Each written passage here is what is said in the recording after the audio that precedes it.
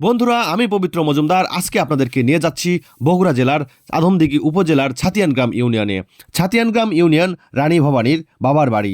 রানী ভবানীর বাবার বাড়িতে ছিল রাজবাড়ি এবং ছিল ৩৬৫টি পুকুর।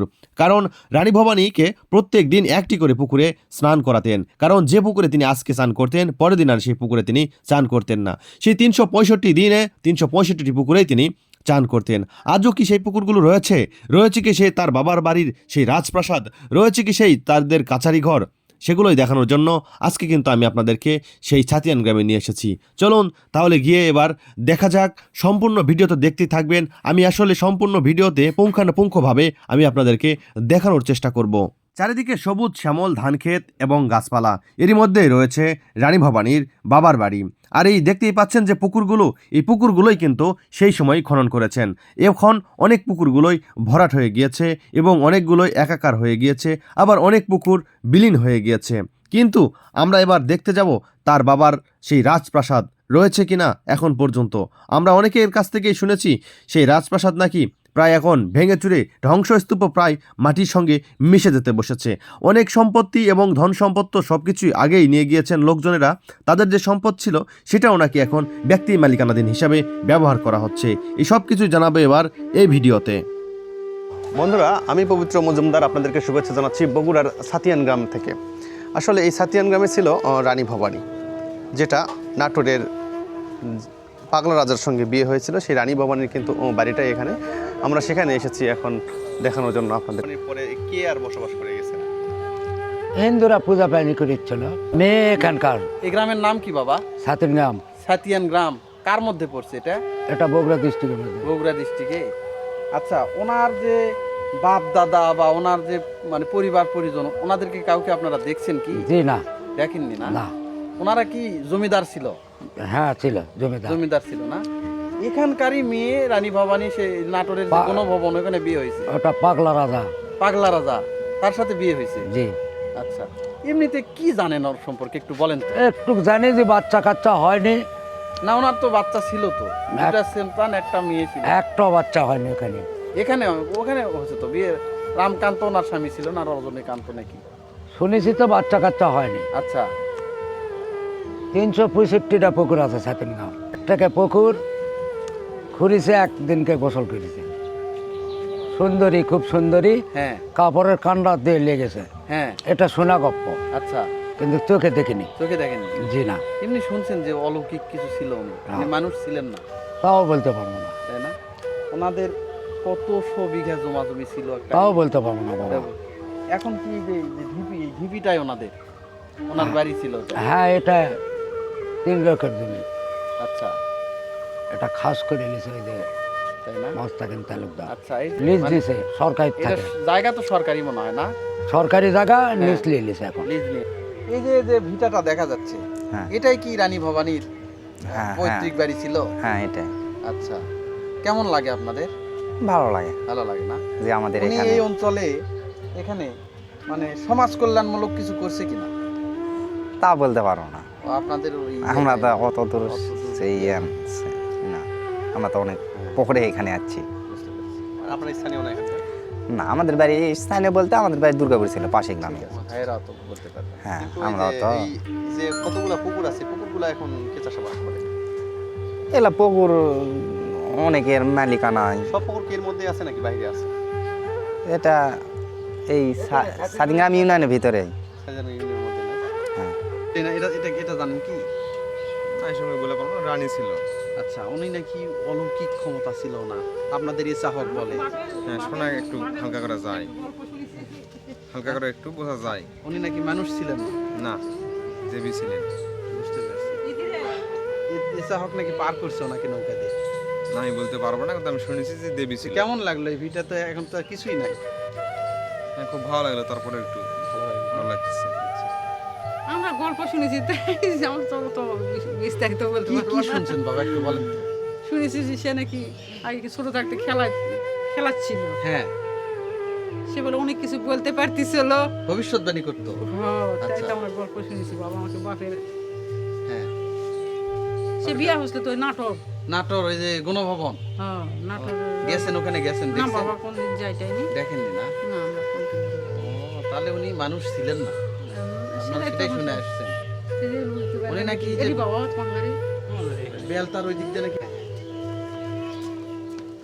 আচ্ছা, ভাইয়ের বাড়ি এখানে না? এটাই তো রানী ভবানীর বাড়ি, বাবার বাড়ি না? উনি এখানকার মেয়ে। ওনার পরিবারের আমরা কাউকে দেখি না, আমরা তো তখন ছোট। তো আমরা যখন ছোট ছিলাম তখন দেখছি যে এগুলা বাড়ি ঘরের ছাদনাত সবই ছিল।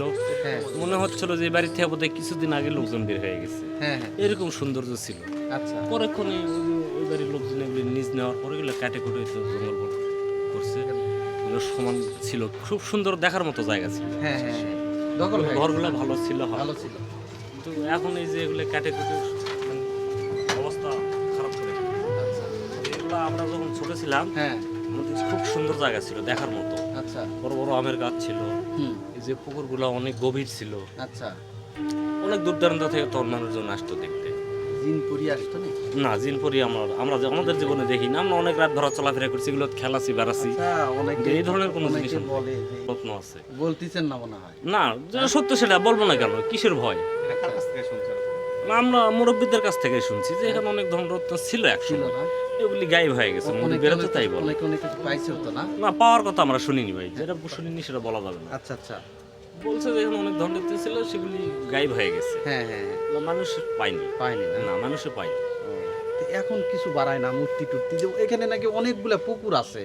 এখানে আমাদের সাতনিয়াম ইউনিয়নে 365টা পুকুর ছিল। এই এনারাই করছে সেই পুকুরগুলো? হ্যাঁ, আমরা তো শুনছি এনার বাবারা করছে। আচ্ছা।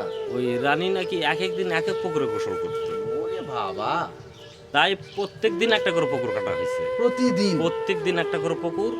এভাবে কাটতে কাটতে বছরে 365টা পুকুর ছিল। এগুলো ইতিহাসে আছে, সারা বিশ্বের মানুষ জানে হ্যাঁ, যে সাতনিয়াম ইউনিয়নে 365টা পুকুর, পুকুর আছে। এক একটা পুকুরে এক এক দিন গোসল করতো সে। আচ্ছা, ওনারা তো রাজা পরিবার, হ্যাঁ, তাই না? জি। এই অঞ্চলে এই অবদান কি রাখছে? মনে করেন যে অনেকে সমাজে অনেক কিছু অবদান রাখে না, তাদের কোনো অবদান আছে কিনা? এখানে ওদের কোনো অবদান ছিল না, স্কুল কলেজ বা এই না, জাতীয়? এই ধরনের কিছুই নেই এখানে। আচ্ছা এখানে খালি ইনার নামে একটা ক্লাব ছিল, যে ক্লাবটা এখন ভেঙে মাদ্রাসা করা হয়েছে। হ্যাঁ। ওখানে ভবানী ভবন ক্লাব ছিল একটা, আমাদের দেখা কথা, আচ্ছা। আমরা নিজেরাই দেখছি, কিন্তু সেই ক্লাবটা এখন দখল করে মাদ্রাসা আন্ডারে চলে গেছে। ক্লাবের ঘরটা রাখেনি ওরা। এবং ওখানে একটা রাজার বাড়ি ছিল, বিশাল প্রাচীন, অনেক উঁচা ছিল, আমরা দেখছি। হ্যাঁ হ্যাঁ। ওগুলো সব ভেঙে চুরে এখন ওই যে মাদ্রাসা করাইছে। আচ্ছা, ওগুলোর কোনো স্মৃতি ওরা রাখেনি এখন। কোনো কিছুই আর নাই। আচ্ছা, পুকুরগুলা যেগুলো আছে এগুলা কি সরকারি ঘরে আছে না লিজ দিছে? না, এগুলো এখন মালিকানা সব হয়ে গেছে। সব কাগজপাতি হয়ে গেছে? হ্যাঁ, সব কাগজপত্র হয়ে যার যার মালিকানা করে নিয়েছে। বন্ধুরা, আমি কিন্তু চলে এসেছি সেই নাটোরের যে গণভবন রয়েছে, সেই গণভবনের যে পুত্রবধূ যার নাম রানী ভবানী, সেই রানী ভবানীর কিন্তু পৈতৃক ভিটাতে। আপনারা দেখতেই পাচ্ছেন আমি কিন্তু আসলে একটা জঙ্গলের মধ্যে আছি। এই জঙ্গলটাই কিন্তু রানী ভবানীর পৈতৃক ভিটামাটি বা রানী ভবানীর বাবার বাড়ি। এটাই সেই বাড়ি, দেখতেই পাচ্ছেন। এখন কিন্তু আসলে ধ্বংসস্তূপে পরিণত হয়েছে। দেখেন চারিপাশে কোনো কিছু নেই, শুধু বাঁধঝাড়, ওই যে একটা শুধু দেয়াল রয়েছে। আর আরও একটু সামনে গিয়ে আমি আপনাদেরকে দেখানোর চেষ্টা করি। এই যে আমার বাম পাশে যেটা দেখতে পাচ্ছেন, এটাও কিন্তু সে একটি রাজবাড়ির বা রানী ভবানীর যে বাবার বাড়ি, সেটার কিন্তু ধ্বংসস্তূপ। আমি আরও একটু সামনে গিয়ে আপনাদেরকে ভালোভাবে সেগুলো দেখানোর চেষ্টা করি। আমি আপনাদেরকে কাছে গিয়ে দেখালাম। এই যে দেখেন, এই সেই রানী ভবানীর বাড়ির দেয়ালটা আজও এইভাবেই কিন্তু রয়েছে। এই যে দেখছেন, আসলে দেয়ালটা কত সুন্দর করে সাজানো। এটা মনে হয় গেট, আর এই গেটটা দিয়ে আমি একটু ভেতরে প্রবেশ করি। হ্যাঁ, ভিতরে আসলে তো প্রবেশ করলাম, কিন্তু আসলে অনেকগুলো মশা মাছি। দেখেন, এটা কিন্তু আসলে আস্তে আস্তে ভেঙে যাচ্ছে। এটা ছোট্ট একটি দরজা, এই দরজা দিয়েই মনে হয় এই পাশে ওই পাশে যাওয়া আসা করা যেত, কিন্তু এখন তো আর সেটা যায় না, কারণ সব কিছু ভেঙে গিয়েছে। শুধু এই একটি মাত্র দেয়ালই রয়েছে। আসলে একটা কথা আপনাদেরকে না বললেই না, যেটা আমি সব সময় যেটা ব্রিটিশ পিরিয়ড বা ব্রিটিশ আমলের অনেক রাজবাড়ি বা বাসভবনে গিয়ে আমি আপনাদেরকে বলে থাকি, সেটা এখানে বললাম যে এই যে প্লাস্টারটা দেখতেছেন, এটা আসলে এটা দেখে আপনাদের কি মনে হচ্ছে বলেন তো? এটা মনে হচ্ছে যে সেটা সেই ব্রিটিশ সময়ের, এটা এই চ্যাপটা ইটের ব্যবহার করেছে, কিন্তু এটা একবার দেখে বোঝেন, এই প্লাস্টারটা এখনও মনে হচ্ছে যে আপনার আমার বাড়িতে যে প্লাস্টার আছে তার চাইতেও খুব সুন্দরভাবে আছে। এটা না দেখলে সেটা কোনোভাবেই আপনাদেরকে বোঝানো যাবে না। দেখেন কত সুন্দর করে সাজানো, এখন পর্যন্ত আছে। এখনও এই প্লাস্টারগুলো, দেওয়াল ভেঙে গিয়েছে, বট গাছের শিকড় আঁকড়ে ধরেছে, কিন্তু প্লাস্টারটা সেই আগের মতোই রয়েছে। আরও একটু ভিতরে যাই আমি, দেখেন এই যে গেট, এটা মনে হয় ভিতরে প্রবেশ করার জন্য, রুমের ভিতরে প্রবেশ করার জন্য গেট। এই গেটটার ভিতরে একটু দেখাই, এই পাশে এই বট গাছটা এই যে দেয়ালটাকে আঁকড়ে ধরে রেখেছে, তাই কিন্তু এই পাশে ভেঙে পড়ে গিয়েছে।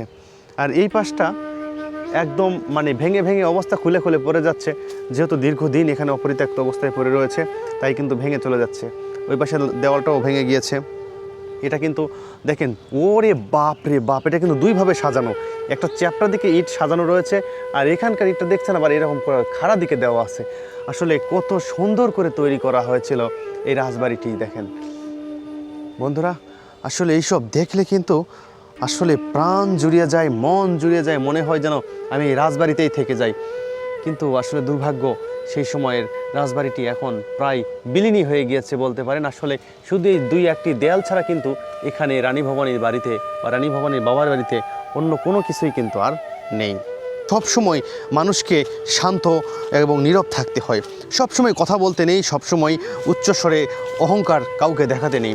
এই রানী ভবানী যিনি প্রত্যেকটা দিন একটা করে পুকুরে স্নান করতেন, মানে এক পুকুরেই তিনি গোসল করতেন, পরের দিন আর ওই পুকুরে তিনি গোসল করতেন না।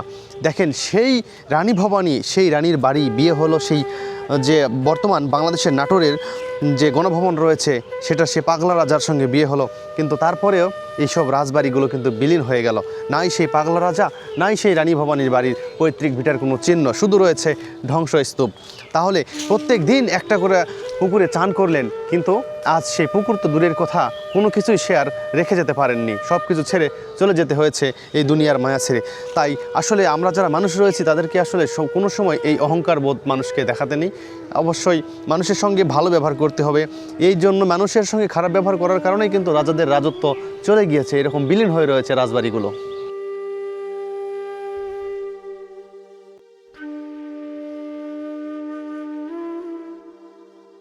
আপনার বাড়ি এখানে? এটাই বাড়ি? এগুলা আপনার ও কি জানি নাম বলতেছিল, সেইটা মানে আপনাদের নামই বলতেছিল। আমি একটু আপনার সঙ্গে গল্প করি, কথা বলা যাবে না একটু? এই রাজবাড়ি সম্পর্কেই আর কি। এই রানী ভবানী কি আপনাদের কেউ হয় নাকি পরে আঙ্কেল কিনে নিয়েছেন? কিনে নিয়েছেন না? আসলে এখানে যে ওই যে সর্বশেষ কেউ আছে মানে আত্মীয় স্বজন, মনে করেন যে আপনি রাজা বা রাজার? না, কেউ নেই। কেউ নেই না? এই আপনি যেহেতু কিনে নিছে, কখনো দেখা হয়েছিল ওনাদের সঙ্গে? দেখা হয়নি না? যে রাজাদের সঙ্গে বা তার বাবার সঙ্গে, ভাইয়ের সঙ্গে, এরকম কার সঙ্গে দেখা হয়নি না? ইস, শুধু আপনিও গল্প শুনছেন নাকি আপনার শ্বশুরেরা কিনছে? আমার স্বামী কিনছে। হ্যাঁ হ্যাঁ হ্যাঁ। সরকারের কাছ থেকে নিচ্ছে। ও আচ্ছা আচ্ছা, মানে সরকার থেকে নিছে। আমি মনে করছি হয়তো বা রাজাদের কাছ থেকে নিছে। না, সরকার থেকে। আচ্ছা আচ্ছা, তাহলে কখনো ওনাদের আত্মীয় স্বজন বা এসে আমাদের সঙ্গে দেখা হয় না? কেউ নেই না? তাহলে আপনারা কয়জন ফ্যামিলিতে? আমার স্বামী কিনছে, উনি একাই কিনছে, আমার বাচ্চা কাচ্চা আছে। না সেটা বলিনি, আপনার কয়টা বাচ্চা? এখান থেকে রাজারা চলে যাওয়ার পর বা রাজাদের সবকিছু বিলীন হয়ে যাওয়ার পর এই সম্পত্তিগুলো কিন্তু সরকারের কাছে চলে যায়। সেখান থেকে আবার বিভিন্ন লোকজন বিভিন্নভাবে টেন্ডার দিয়ে তারা লিজ নিয়ে থাকেন। সেরকমভাবে যে আন্টিকে দেখতে পাচ্ছেন, ওনার স্বামী কিন্তু এই সম্পত্তিগুলো সরকারের কাছ থেকে লিজ নিয়েছেন।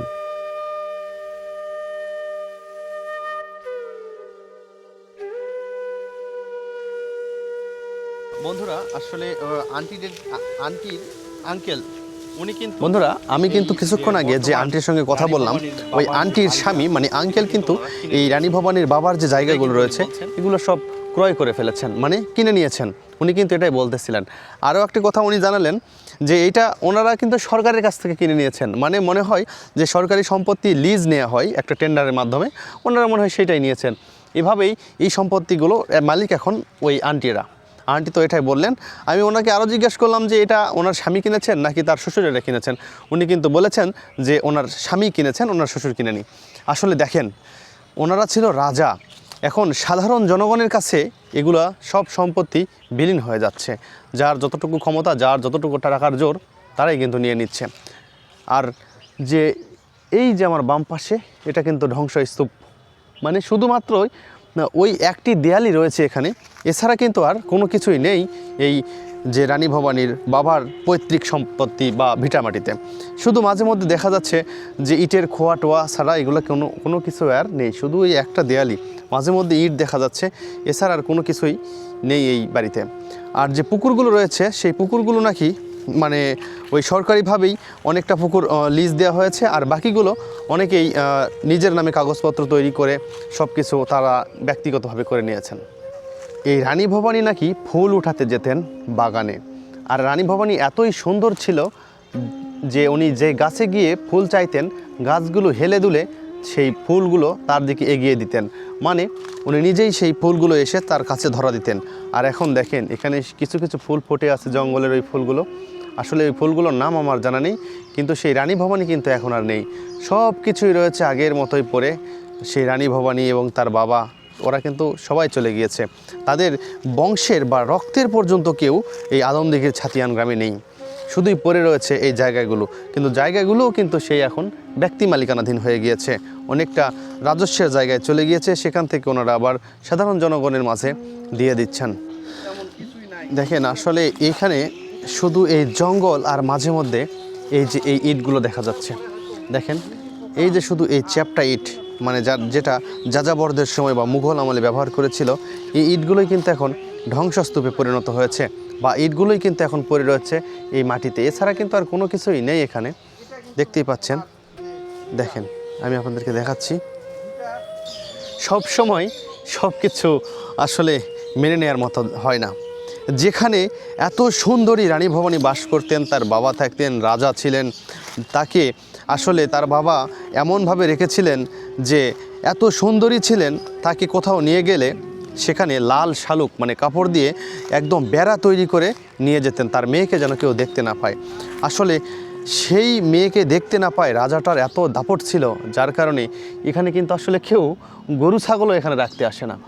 তাহলে সংক্ষেপে এবার রানী ভবানী সম্পর্কে জানা যাক। রানী ভবানী 1716 এবং 1803 সালের দিকে বাংলার নাটোরের একজন কিংবদন্তি জমিদার ছিলেন, যিনি প্রজাবৎসল শাসন করতেন। দানশীল এবং প্রশাসনিক দক্ষতার জন্য অর্ধভঙ্গেশ্বরী নামেও তিনি পরিচিত ছিলেন। স্বামী রাজা রামকান্তের মৃত্যুর পর তিনি 1800 শতকের ব্রিটিশ শাসনামলে নাটোরের স্টেট দায়িত্ব গ্রহণ করেন এবং ভারতীয় উপমহাদেশের অন্য বৃহত্তম জমিদারিতে পরিণত করেন এই রানী ভবানী। সেই সময় তার রাজ্যভার ঠিকমতো দেখভাল করলেও বাবার বাড়ির অবস্থা এখন বেহাল। দেখতেই পাচ্ছেন, কোনোভাবেই সেটা কিন্তু আর মেনে নেয়ার মতো না। মোটামুটি ধ্বংসস্তূপ যেন এখন মাটির সঙ্গে বিলীন হয়ে যাওয়ার মতো, আর কিছুদিন পর চেনাই যাবে না। রানী ভবানীর বাবার বাড়িতে না আসলেই আমি এটা বোঝাতেই পারতাম না যে রাজারা আসলে কিভাবে ধ্বংস হয়ে গিয়েছে, কিভাবে এই দেশ ছেড়ে চলে গিয়েছে। আসলে দেখেন সব কিছুই রয়েছে, কিন্তু জঙ্গলে পরিণত হয়েছে। যেখানে ছিল রাজবাড়ি, যেখানে ছিল রাজা, যেখানে ছিল রাজকন্যা, রানী, রাজা, সেনাপতি, টকবগে ঘোড়া চলে আসতো, সেই সব কিছু এখন জঙ্গলে পরিণত হয়েছে। আসলে দেখেন অহংকার মানুষকে কোথায় নিয়ে যায়, সব কিছুই পড়ে আছে, কিন্তু সেগুলো জঙ্গল হয়ে পড়ে গিয়েছে। এখানে একটু দেখবে এরকম দেখার মতোও কিন্তু নেই। দেখতে পাচ্ছেন, দেখেন আমি আপনাদেরকে দেখানোর চেষ্টা করি, শুধু এটা দেয়াল ছাড়া কিন্তু আর কোনো কিছুই নেই। আর এই রানী ভবানী ইনি কিন্তু এতই সুন্দর ছিলেন, ওনাকে যদি বাইরে নিয়ে যেতেন সেখানে কিন্তু লাল শালুকের কাপড় দিয়ে মানে দেয়াল তৈরি করে তার ভিতর দিয়ে তাকে নিয়ে যেতেন, মানে এতটাই সে সুন্দরী ছিলেন। এখন সেই সুন্দরীর যে বাবা ছিল, সেই বাবারই কিন্তু এটা পৈতৃক সম্পত্তি, ভিটা, রাজবাড়ি। এখানে আরও কথা আছে যে একটা পুকুরে উনি একবারই স্নান করতেন, দ্বিতীয়বার উনি করেননি। আজকে করেছে যে পুকুরে চান, কালকে আরেকটা পুকুর খনন করা হয়েছে, কিন্তু আজকে সেই রানীর, সেই রাজকন্যার বাবার বাড়িটা দেখেন কি অবস্থা, দেখেন কিভাবেই পড়ে রয়েছে। দেখতে পাচ্ছেন, আসলে এগুলো দেখলে আমারও মাঝে মধ্যে মাথা খারাপ হয় যে সৃষ্টিকর্তা আপনাকে কোথায় নিয়ে যেতে পারে। দেখতে পাচ্ছেন, এটা না দেখলে আমি আপনাদেরকে আরও ভালোভাবে দেখাই। দেখেন এগুলো না দেখলে তো আসলে বোঝা সম্ভব না যে কখনো অহংকার গৌরব করতে নাই। এখন কোথায় গিয়েছেন সেই রাজা, কোথায় গেল সেই রাজকন্যা, সবাই চলে গিয়েছে। শুধু তাদের এই স্মৃতি হিসেবে রয়েছে এই দেওয়ালটুকু। এই দেয়াল সেটাও কিন্তু এখন আর কেউ বলতে পারবে না এটা রাজবাড়ি। এটাও কিন্তু আবার বাংলাদেশ যে গভর্নর, বাংলাদেশ গভর্নমেন্টের দায়িত্বে চলে গিয়েছে এই সব কিছু। এগুলো এখন গভর্নমেন্ট আবার সাধারণ পাবলিকের কাছে এটা যে ওই যে কি বলে টেন্ডারের মাধ্যমে লিজ দিয়ে দিয়েছেন। দেখেন আপনাদেরকে আরেকটা কথা না বললেই না, আসলে রাজবাড়িতে রাজারা নেই, রানীরা নেই, সেনাপতি, প্রজারা কেউই নেই, কিন্তু আসলে কে আছে জানেন? মশা। এত মশা কামড় দিচ্ছে এখানে, এটা আসলে আপনাদেরকে আমি বলে বোঝাতে পারবো না। চলুন তাহলে এই জঙ্গল থেকে একটু বের হই, কারণ এই রাজবাড়ি আসলে অনেক সুন্দর ছিল। এটা শুধু আমি বইয়ের পাতায় বা ইতিহাসেই দেখলাম, আসলে এখানে এসে যা দেখলাম এটার কিন্তু আসলে ভিন্ন রকম একটি চিত্র। এই ধ্বংসস্তূপ ছাড়া কিন্তু এখানে আর কোনো কিছু নেই। দেখতেই পাচ্ছেন এই যে শুধু ধ্বংসস্তূপ, এই বাঁশঝাড়ের মধ্যে এই দেয়ালটাই শুধু মানে স্মৃতি হিসাবে রয়ে গেছে। কিন্তু এটা মোটামুটি আর কিছুদিন পর এই উঁচু যে দেয়াল 2-3টা রয়েছে এগুলো আর থাকবে না। এগুলো দেখেন কিছু কিছু এগুলো ভেঙে পড়েই গিয়েছে, কিছু কিছু ভেঙে প্রায় মাটির সঙ্গে মিশে যাচ্ছে। এই পোড়া মাটি আর চুন সুরকি দিয়ে যে তৈরি করেছিল এগুলো আস্তে আস্তে বিলীন হয়ে যাচ্ছে মাটির সঙ্গে। এটা আর মোটামুটি 10 থেকে 12 বছর বা 20 বছর পরে এগুলো আর কোনো কিছুই থাকবে না, এগুলো একদম মাটিতে মিশে যাবে। রানী ভবানী কিন্তু এই ছাতিয়ান গ্রামে মন্দির তৈরি করেছিল, মসজিদ তৈরি করেছিল, সবার জন্যই সমাজের সৃজনশীল যে কাজগুলো সবগুলোই কিন্তু করেছিল। কিন্তু সেগুলোও কিন্তু এখন আর আস্তে আস্তে নেই। যে পুকুরগুলো রয়েছিল সেগুলোও একলা ব্যক্তি মালিকানাধীন করে নিয়ে যে যার মতো করে ভোগ করছে। কিন্তু শুধু এই একটা এই ধ্বংসস্তূপই এখানে রয়েছে, এছাড়া আর কোনো কিছুই নেই এই ছাতিয়ান গ্রামে। আরেকটা কথা আমি আপনাদেরকে বলি, এটা এতটাই অবশ্য ভাঙতো না, এটা ভাঙার কারণ আরেকটাও রয়েছে। আমরা যারা বাংলাদেশে বসবাস করি আর বাঙালিদের কিন্তু প্রচুর লোভ। আসলে আমরা বাঙালি যারা আছি আমরা বিনা পরিশ্রমেই টাকা পয়সা উপার্জন করতে চাই, পরিশ্রম ছাড়াই। এটার আরেকটা ব্যাপার হচ্ছে যে এই যে ধ্বংসস্তূপগুলো দেখতে পাচ্ছেন, এগুলো ভাঙা অংশগুলো দেখতে পাচ্ছেন, এটা কিন্তু যারা আসলে নেশা করে বা অনেক লোক আছে, কবিরাজ আছে, ওনারা মনে করে যে যেহেতু রাজবাড়ি এগুলোতে গুপ্তধন থাকতে পারে, বিধায় কিন্তু এটা সে খোঁড়াখুড়ি ভাঙাভাঙি এগুলো করে, মানে খোঁড়ে ভেঙে ফেলে, গর্ত করে দেখে যে আসলে কিছু পাওয়া যায় কিনা, যার কারণেই কিন্তু এগুলো আরও তাড়াতাড়ি ধ্বংস হয়ে গিয়েছে। দেখেন এগুলো আসলে ওনারা কোদাল নিয়ে এসে গর্ত করে এগুলো দেখে যে আসলে পয়সা, রূপা বা সোনার পয়সা, সেই সময় তো দামি দামি পয়সা ছিল, ওগুলো ওনারা দেখাশোনা করে বা দেখে, খোঁজে যে পায় কিনা, কিন্তু আসলে পায় না। আবার পায় কিনা এটাও আমি বলতে পারি না, কিন্তু এরকম রয়েছে যে অনেকেই রাজবাড়ি থেকে অনেক কিছু পেয়ে একবারে বড়লোক হয়ে গিয়েছেন, এরকমও রয়েছে এলাকায়, অনেকেই বলে থাকেন।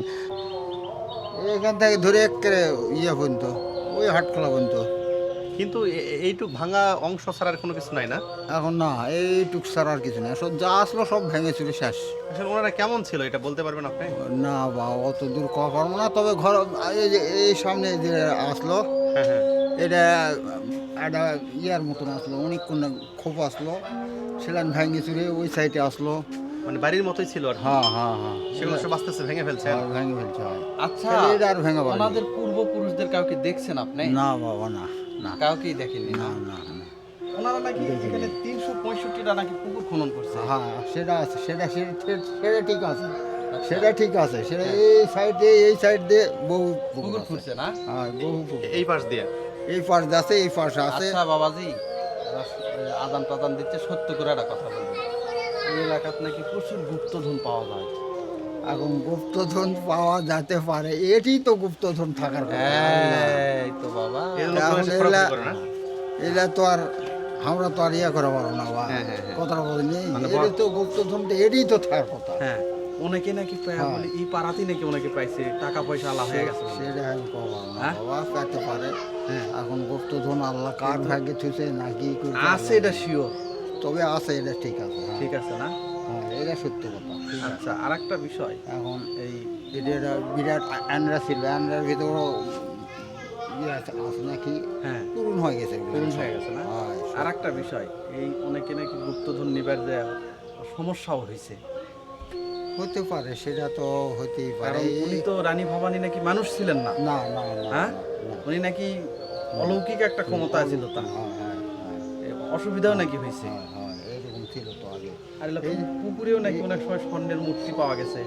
সেগুলো তো প্যাসে, আগে প্যাসে, এখন আর ওগুলো নেই। এই যে সামনে একটা পুকুর আছে, এই যে আনি ভবানীর সামনে, হ্যাঁ ওখানে, এই যে হ্যাঁ হ্যাঁ হ্যাঁ, এটা তো মনে করে আবিনী ভবানী থাকতে নেই, পুকুরটা আছে। হ্যাঁ, এটা তো বহু জিনিস থাকতে পারে। অনেক কিছু পাইছে না?